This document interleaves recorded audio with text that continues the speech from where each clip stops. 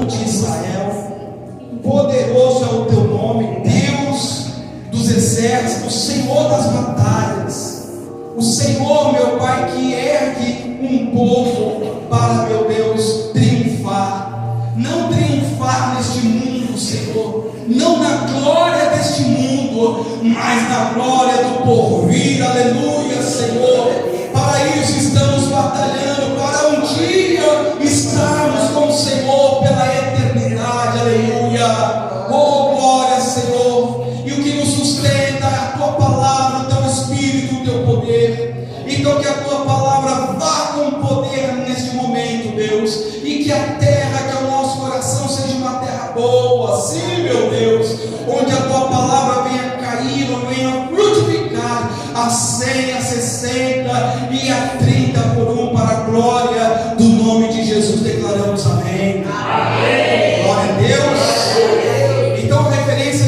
desta manhã de domingo vai ser Mateus capítulo 15. Já deixa, por favor, a referência localizada. E eu quero, meu irmão, minha irmã, pregar aqui sobre o tema: o que contamina o homem. A gente vive num mundo contaminado, extremamente contaminado. E Jesus, certa feita, ele teve que mostrar o real sentido da palavra contaminação. O que contamina o homem? E quando eu digo homem, gênero, raça humana.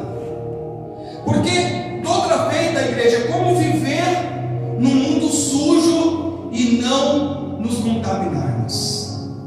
É um desafio, sim ou não? Então, antes que você leia, por favor, preste atenção. Na nossa caminhada da fé, a gente aprende muitas tradições, que são costumes e hábitos, amém? Eu perguntei semana passada, porque a maioria já tem 30, 20, 40 só de caminhada na igreja. Já ouviu até já ouviu a pregação da Bíblia de capa a capa. Mas isso, como a gente conversou na semana passada, Lucas 13, 6, 8 e João 15, 1, 8, um pouco de João também no começo, não basta. O que importa é o que nós temos feito com a palavra que a gente tem recebido. Então, quando você chegou na igreja, você aderiu, você adquiriu para a sua vida algumas tradições. E a gente precisa entender que a tradição, que o costume, que o hábito não é de todo mal, não é de todo ruim. A igreja, eu acho que foi colocado na igreja o seguinte: a palavra religioso ela é repulsiva, não é assim? Quando a gente fala assim, você é religioso, como que soa nos seus ouvidos essa pergunta? Para muitos, ser religioso é ser fanático. Você é religioso, é aquele que frequenta uma igreja, é aquele que ouve um dogma, um costume. Então, para a gente, a palavra religioso, ela se tornou uma palavra, em certo sentido, repulsiva. Mas você sabe que religioso é aquele que pratica a religião, que crê em Deus, que crê na palavra de Deus. Então, em certo sentido, ter costumes religiosos são coisas que a gente acaba aderindo e fazendo de forma mecânica. Já ouviu a palavra fazer por osmose? Sabe o que é fazer por osmose? É fazer de forma mecânica, automática. Algo que você não precisa mais ficar pensando se faz ou não faz, você já faz de forma automática. Porque a igreja, a religião já imprimiu isso na sua vida. Então, nós somos religiosos, amém, igreja? Vamos combinar? Muito bem. E a gente aprende também alguns dogmas que se faz na adoção da igreja, na liturgia da igreja. Essa igreja tem dogma, essa igreja tem a liturgia. Nós cremos no Espírito Santo, na Trindade de Deus, a gente crê na fidelidade de Deus, a gente crê. Então nós temos a nossa liturgia bíblica, a gente tem o nosso conjunto de coisas que a gente crê. A gente tem o hábito de fazer a Santa Ceia, amém? Domingo que vem a gente vai estar aqui celebrando a Santa Ceia, da unção, com óleo, com azeite, representa o Espírito Santo. Então esta igreja aqui, ela procura trazer os ensinamentos de Atos. Lembrando que Jesus não anulou a lei, Jesus cumpriu a lei. Amém, igreja? Amém. Então isso é a liturgia da igreja que vocês aprenderam, quem está há mais tempo, quem está chegando agora. já vai aprendendo a liturgia da igreja. Então elas são muito boas e úteis e muito saudáveis para uma vida cristã. Você quer ter uma vida saudável diante de Deus, sim ou não? Sim. Porque às vezes a gente se preocupa com a mente, com o corpo e a fé. E a comunhão com Deus, como que está? Está em dia? O exercício está em dia, pastor. Cadê o irmão da academia? O exercício está em dia. A fé também tem que acompanhar. Porque se o corpo não exercita, o corpo atrofia. Quem já ficou de cama por mais de 15 dias? Uma cirurgia, um pós-cirúrgico. Como foi a experiência? Horrível. Porque os nervos vão se atrofiando. Eu estou falando não por experiência vivida, mas por relatos médicos. Os nervos vão se atrofiando. Por isso, pessoas que ficam em estado de coma induzido, ela precisa ficar recebendo sempre massagem nas articulações, para que ela não venha atrofiar. Quando ela voltar do coma, ela consiga, ali levantar aos pouquinhos e voltar a ser uma pessoa, ou tentar, ser uma pessoa comum novamente. Então, se o corpo necessita desse movimento todo, a fé também precisa. Então, coisas da igreja como a liturgia, como as tradições são muito boas. Ouça alguns nãos aqui, igreja.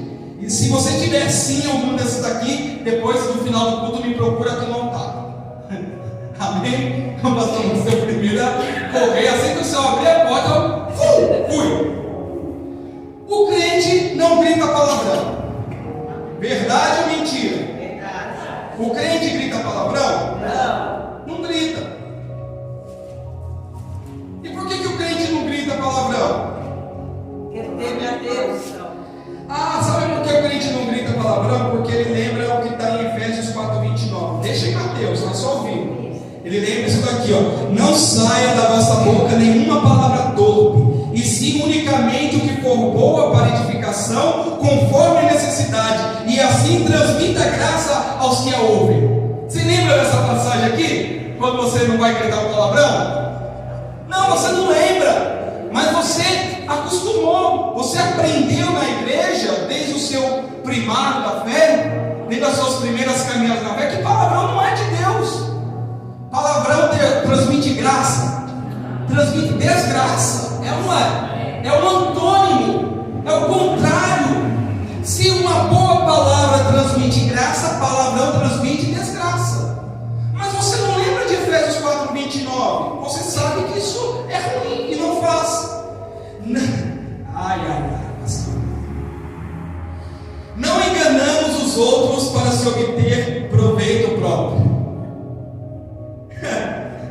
A gente engana alguém? Não.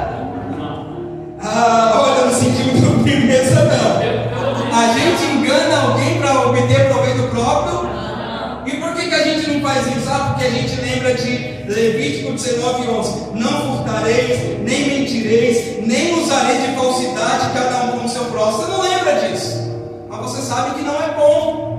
Você sabe que enganar o próximo, que furtar, que roubar, não é de Deus. E você não faz isso.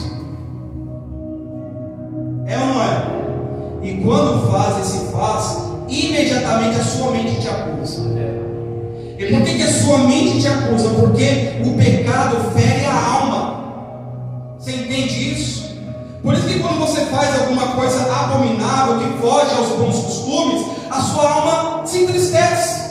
Porque é o Espírito Santo em você que se entristece.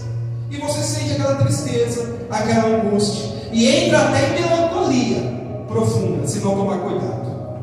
O que mais que você não faz porque você é de Deus? Você não se assenta à roda dos escarnecedores. Amém por isso? Amém.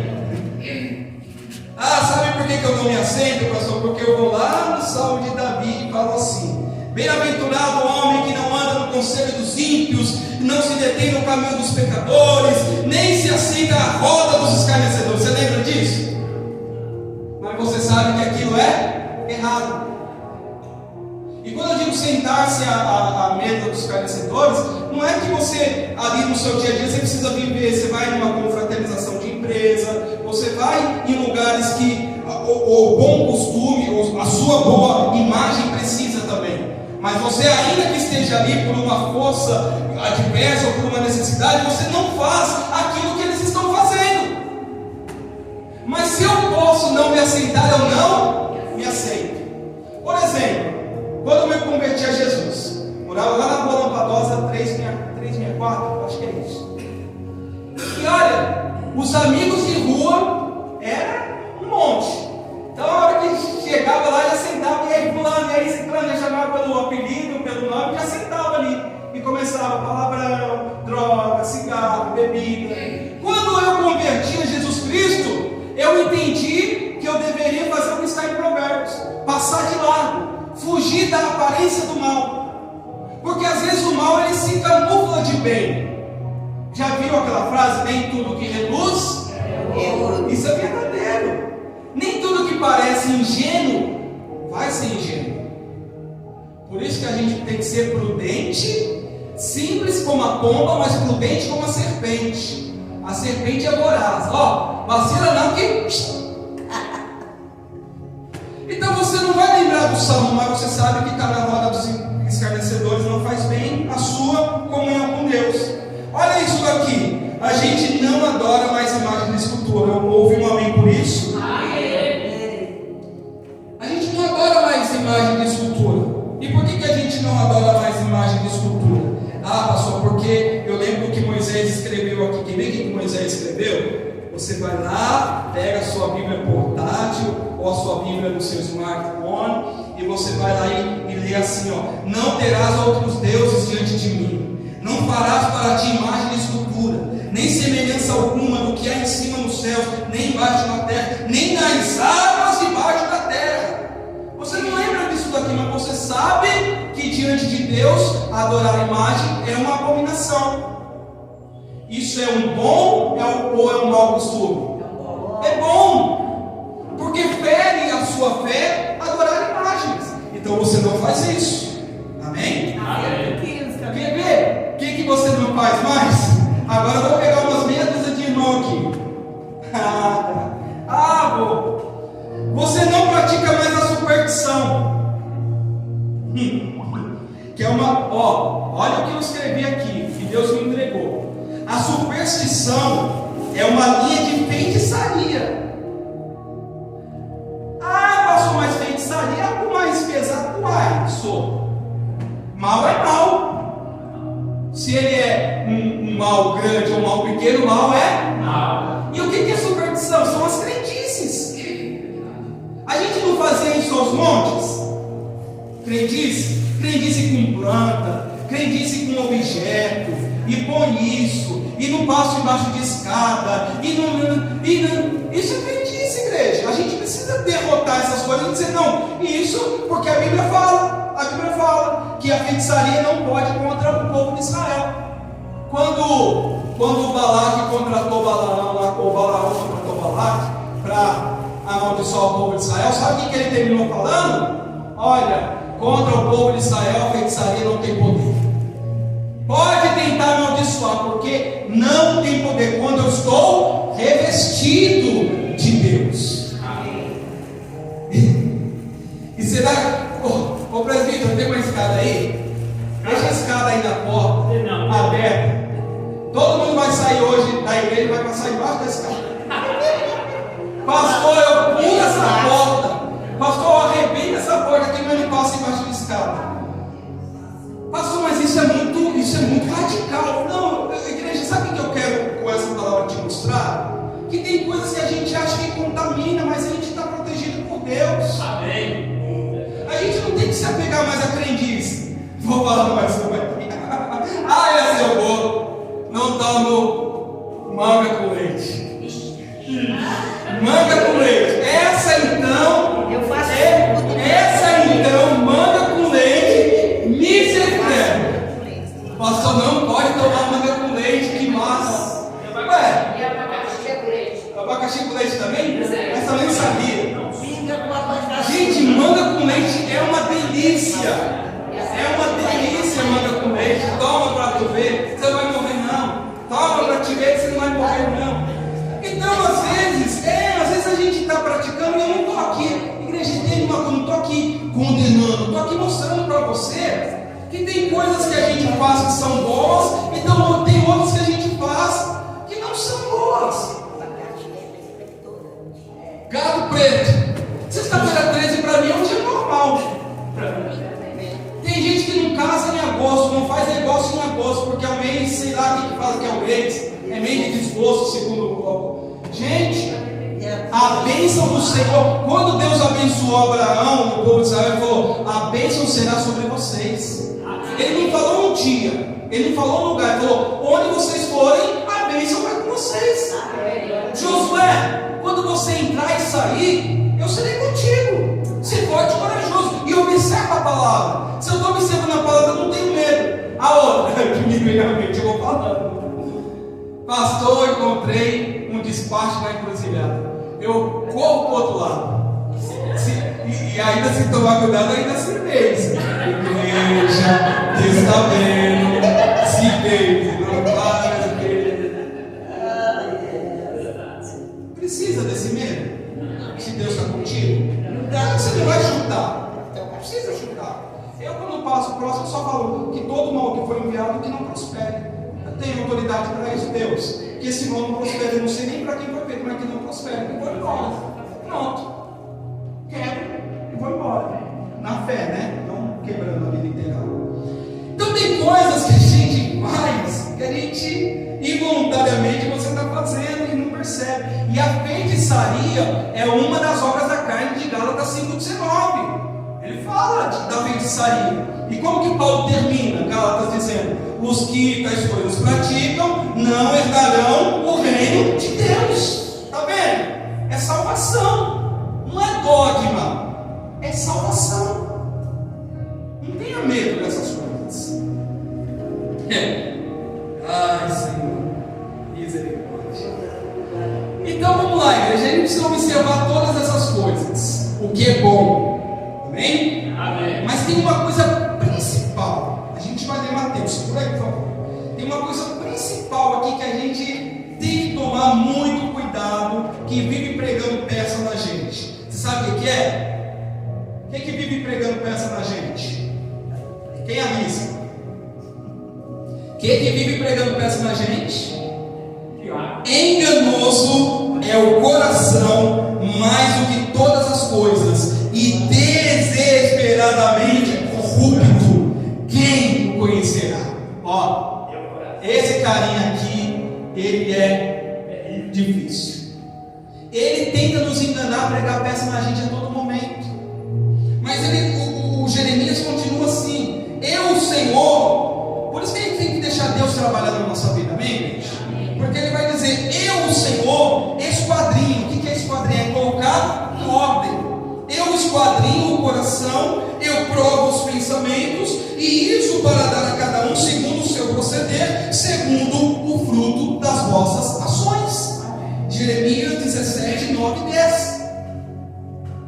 Porque tem muita coisa que a gente passa a fazer, como eu disse, por osmose, mas o coração vive querendo pegar a gente de surpresa. Se não tomar cuidado, daqui a pouco você está em trevas por causa do coração. Então a gente precisa observar algumas coisas. Você vai ler comigo agora, igreja, daqui a pouquinho. Mas o principal dessa mensagem que eu quero trazer para vocês é o seguinte: o que está jorrando de dentro de você? O que está dentro do seu coração? Porque o Lucas também vai dizer que o homem bom, do bom tesouro do seu coração, tira coisas, complete a frase, boas. Mas o homem mau, do mau tesouro do seu coração, tira coisas, porque a boca fala do que está cheio. Vocês entenderam como é forte isso?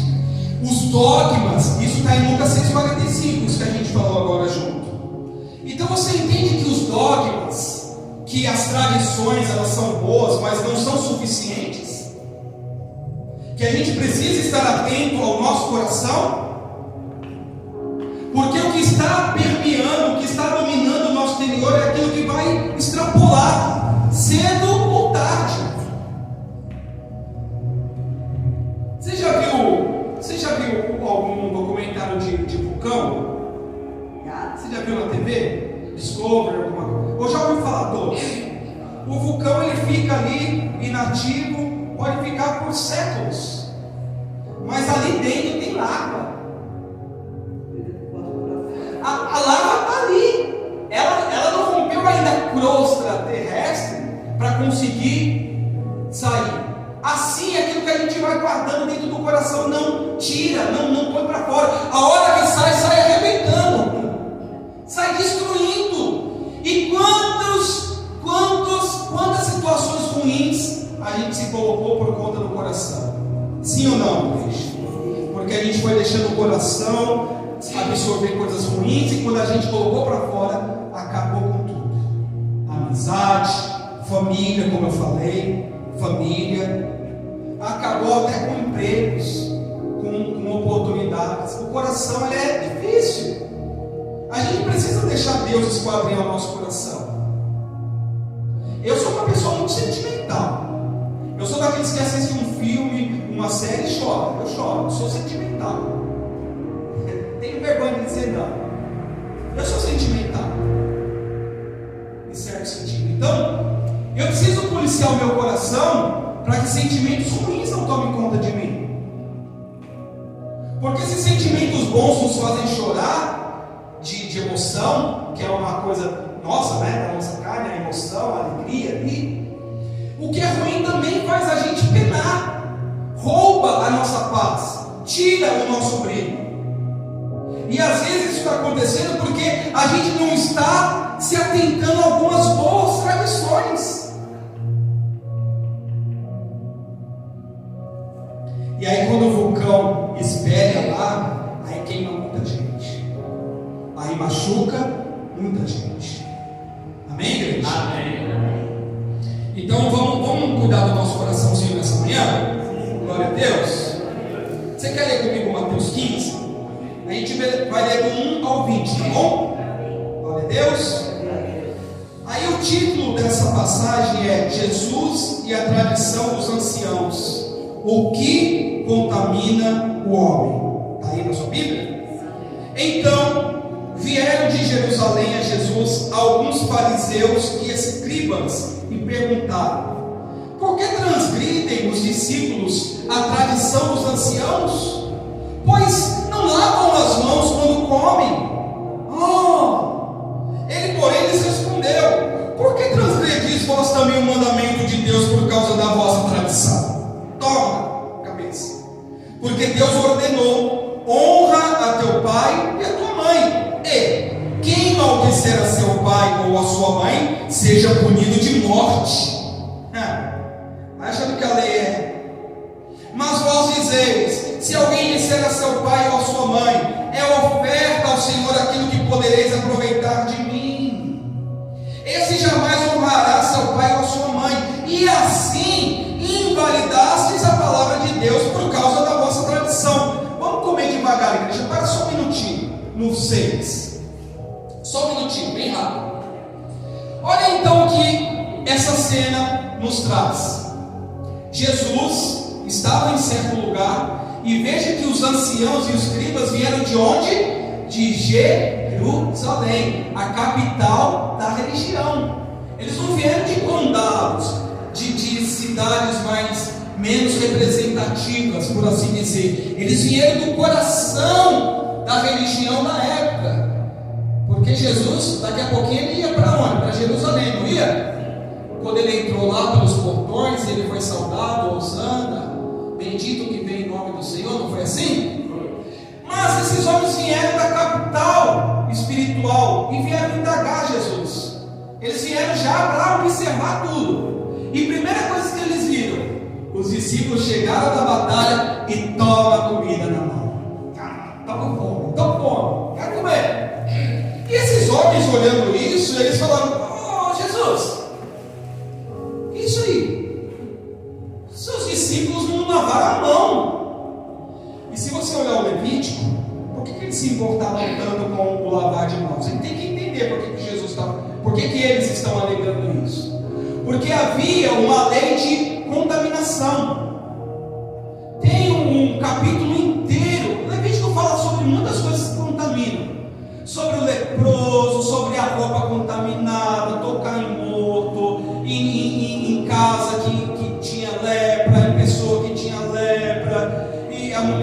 do seu tempo, e um monte de coisa contaminava, um monte. Lê lá no Levítico, tem um monte de coisa que contamina. E o que esses homens colocaram na lei oral deles, na tradição deles? Olha, você tem que lavar as mãos. Agora deixa eu perguntar uma coisa aqui para vocês: lavar a mão é bom ou ruim? Não entendi, igreja. Lavar a mão é bom ou ruim? É bom. Jesus não estava falando que lavar a mão é ruim. Entenda, ele estava dizendo o seguinte: olha, vocês estão se preocupando com a mão, com lavar de mãos. Ok, mas vamos então, desceu o play, vamos jogar então. Desceu? Vamos lá. Vocês fariseus, vocês escribas, que eram os doutores da lei e os escrivões, tá? Fariseu, o doutor da lei, e escriba, aqueles que escreviam, que poucos tinham essa habilidade, então eram pessoas dotadas de conhecimento, cheio de tradições, todo pomposo. Que história é essa, Jesus? Seus discípulos aí tocando um alimento sem lavar a mão. Jesus falou: olha, vocês aí, seus hipócritas, ele já fala na lata. Vocês, seus hipócritas, vocês estão falando aí que é errado comer sem lavar a mão, mas vocês esquecem do primeiro mandamento, o mandamento com bênção, que é honrar teu pai e tua mãe. E ele disse: vocês fazem o seguinte, vocês dizem assim: olha, aquilo que poderia ser útil de mim para os meus pais, eu ofereço ao Senhor. Você precisa entender a jogadinha que eles fizeram aqui. O Lucas fala sobre isso também. Ele fala que isso é o corban, se não me engano, a palavra é corban. O que seria isso? Aquilo que da minha herança, aquilo que de mim poderia ficar com meus pais, eu estou oferecendo a Deus. Sabe o que acontecia quando eles faziam isso? Quando eles morressem, se eles morressem primeiro que os pais, a herança deles não podia ficar para ninguém. Ninguém, igreja, você está entendendo? Ninguém poderia ficar com a herança deles porque eles consagraram ao. Mas na verdade eles faziam isso para aquilo que é deles não ser tocado por ninguém. Você entende a jogadinha que os religiosos faziam? O lavar a mão é errado, mas você deixar de honrar seu pai e sua mãe e dizer aquilo que de mim é útil, poderia honrar meu pai e minha mãe? Não, é para o Senhor. Para cima de Moá, logo para Jesus eles vão querer dar essa desculpinha, que a tradição de lavar a mão é ruim, de não lavar a mão é ruim, mas o deixar para honrar meu pai e minha mãe, isso eu não preciso fazer.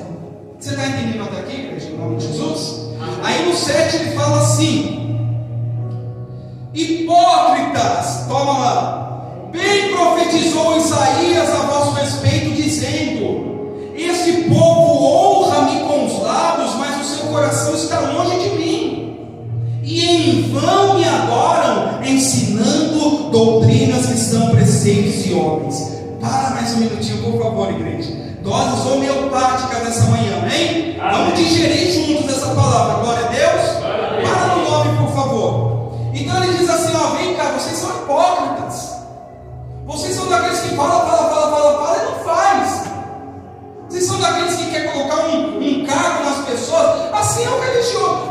Eu vou falar do religioso da forma ruim agora, amém, igreja? Posso?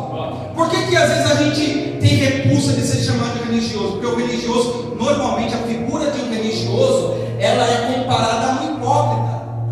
Você é religioso, você vai na igreja, você fala, mas você não faz nada, você não mostra nada do que você fala. É isso que Deus está falando para eles: hipócritas. Bem que Isaías, qual foi Jeremias? Bem que Isaías profetizou a vosso respeito, vocês me honram com o lábio, mas o coração de vocês está longe de mim. Vocês são hipócritas. E olha, a adoração de vocês é vã. Isso não é forte, igreja. Sabe o que Jesus está falando? Tudo que vocês oram e fazem é vão. Deus não recebe, porque vocês são hipócritas. Vocês estão preocupados com a mãozinha lavada e limpinha, mas o que mais está sujo de vocês ainda não enxergaram. Ele vai falar o que é. Daqui a pouquinho a gente vai chegar lá. Eu já dei a dica quando a gente deu o profeta Jeremias lá. Você já deve saber isso. Tem gente já dando spoiler aqui, falando o que é. Mas é isso. Ele está falando: olha, vocês ficam reparando nas coisas minhas, mínimas, mas a oração de vocês não é recebida por Deus. Porque vocês estão invalidando as promessas de Deus pelas vossas tradições. Igreja, por favor, mantenha as boas tradições. Igual a nossa irmã testemunhou, o irmão, o filho dela já falando paz do Senhor. É uma tradição boa, não é? A gente é identificado quando você fala paz de Cristo, logo olha e fala, esse é um crente, não é assim? E não é uma boa tradição da paz? Sim ou não? Sim. Mas você sabia que tem igrejas que abominam essa palavra? Pastor, tem igreja que se você falar paz, você leva uma lapada na orelha. Irmã, não fala nome, irmã, tá gravando. Ó, eu não vou falar nome de igreja aqui, mas presta atenção numa coisa. Aí a pessoa fala assim pra você, que pai, ó a resposta, a tradição, olha lá, a tradição no lugar da palavra, porque Paulo termina e começa as suas cartas dizendo, a paz esteja convosco, Jesus Cristo deu a paz, Ele mostrou a paz. Por que essas igrejas abominam falar a paz do Senhor? Aí quando você fala a paz do Senhor, fala, que paz, eu estou em guerra, eu estou na guerra. Ué, a guerra existe, mas se não tiver paz dentro de nós, a gente está perdido. Então acaba invalidando a promessa por tradições humanas. E por que essas pessoas são assim? Porque os pastores ensinaram elas a ser assim. Tradições de homens. Na Bíblia Paulo não fala, a paz esteja convosco. E eles pregam isso, mas a hora que alguém fala paz, não, quem manda é paz, aqui é guerra. Não é contraditório?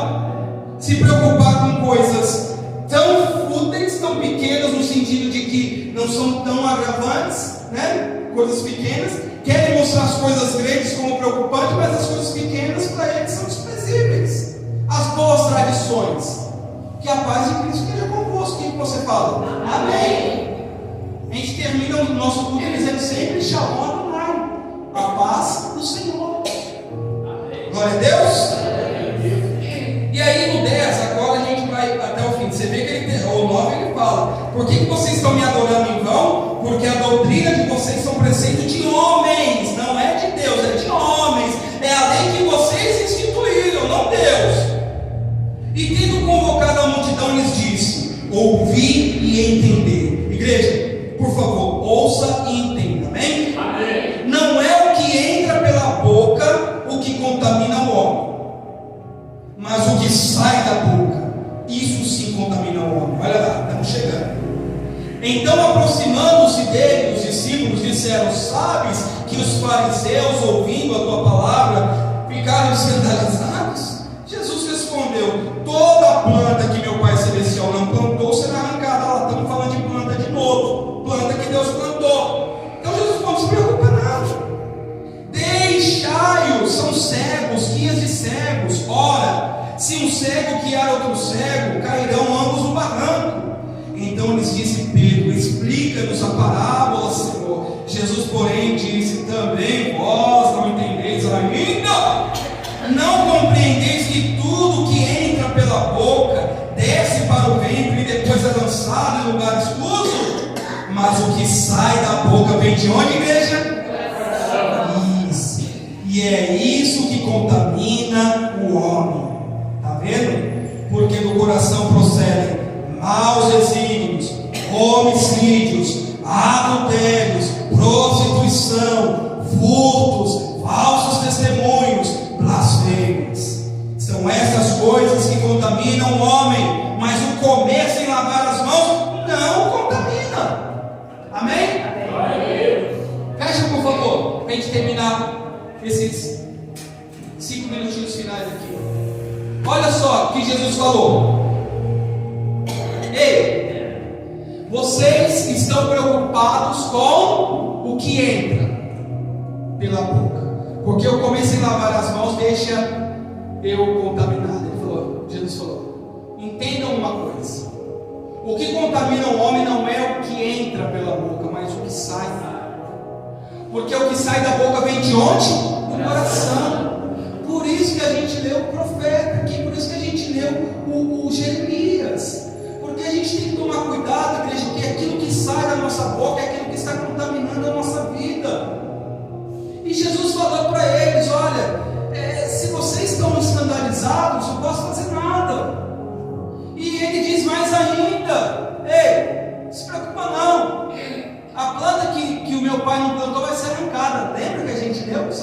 passada, nós entendemos que nós somos plantados por Deus. Ei, figueira de Deus, cadê a figueira? Cadê a figueira de Deus? Está dando fruto ou não está? Ó que o Senhor está passando para buscar o fruto. Lembra do reloginho? O reloginho está correndo, toma cuidado. Bom, ele está dizendo: a planta que meu pai não plantou vai ser arrancada, não se preocupa. Eles são cegos guiando outros cegos, e quando isso acontece, cego guiando cego. E quanta gente está nessas igrejas cegas? É um cego guiando um monte de cego. Você fala da palavra de Deus, não entende uma vírgula.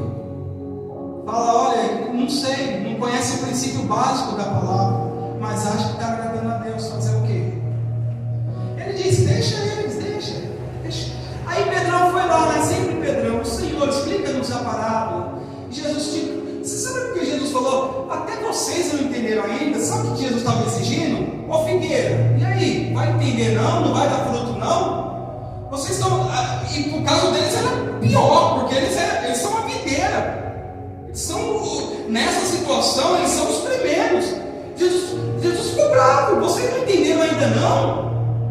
O que entra na boca passa pelo ventre e vai embora, mas o que sai vem do coração. E é isso que a gente tem que tomar cuidado, porque se a nossa boca, desculpa o termo, se a nossa boca está vomitando palavras ruins, é que o nosso coração está doente, igreja. Se eu estou vomitando coisas ruins, pessimismo, incredulidade, é porque o meu coração está doente. E se o meu coração está doente, ele precisa ser curado. Porque senão a figueira vai tentar dar fruto, vai fazer uma força tremenda, mas não vai dar nem uma figueirinha sequer.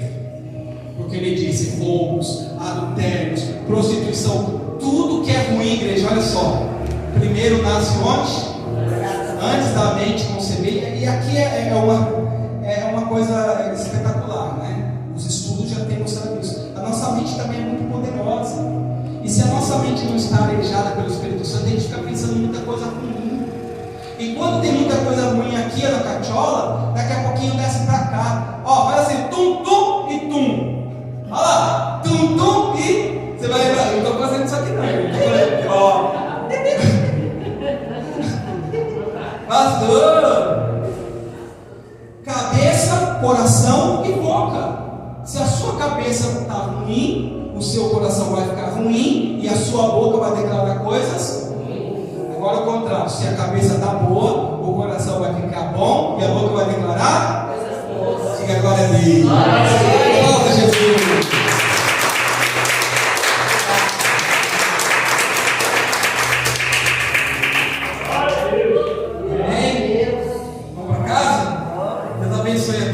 E ó, eu deixei rapidinho aqui, pode ficar em pé por favor, eu vou orar para a gente ir embora.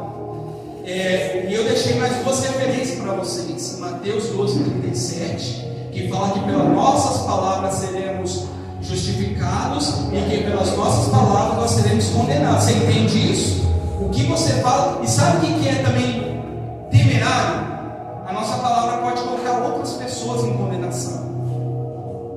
É forte. Dependendo do que a gente fala para uma pessoa, a gente pode perder aquela alma para sempre.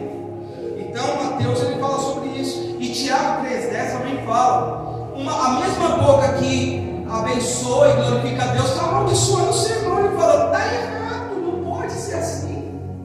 Uma boca